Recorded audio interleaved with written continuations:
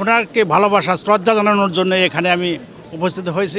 দেশ গঠনে মানে উনি আপসহীন একজন নেত্রী। উনি যেভাবে দেশকে গঠন করছেন সুন্দরভাবে, ওনার যে অবদান দেশে তিনবারের প্রধানমন্ত্রী, ওনার প্রতি আমাদের শ্রদ্ধা ভালোবাসার কারণে আমি সেই মানিকগঞ্জ থেকে আমি এখানে ওনার জানাজায় উপস্থিত হয়েছি। দর্শক, আপনারা দেখছেন তরিকুল নামের একজন ব্যক্তির ঠাকুরগাঁ থেকে তিনি তার ভাঙা পা নিয়ে হাজির হয়েছেন বেগম খালেদা জিয়ার জানাজার নামাজে অংশগ্রহণ করার জন্য। তিনি ভাঙা পা নিয়ে কোনো প্রকার কাজ করতে পারেন না, তারপরেও বেগম খালেদা জিয়ার জানাজায় অংশগ্রহণ করবেন। একবার এই তার যে আবেগ এবং ভালোবাসার জায়গা থেকে তিনি মূলত এই খুঁড়িয়ে খুঁড়িয়ে ঠাকুরগাঁ থেকে এসেছেন।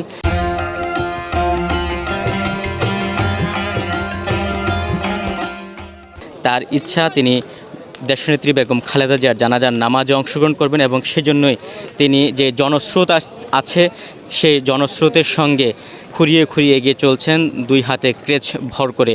কাঠমিস্ত্রি কাজ করি, এখন কাজ করতে পারি না, ভালোবাসি তাই আইছি। কষ্ট হচ্ছে, তারপরে আজকের দিনটা তো আর ফিরে পাবো না।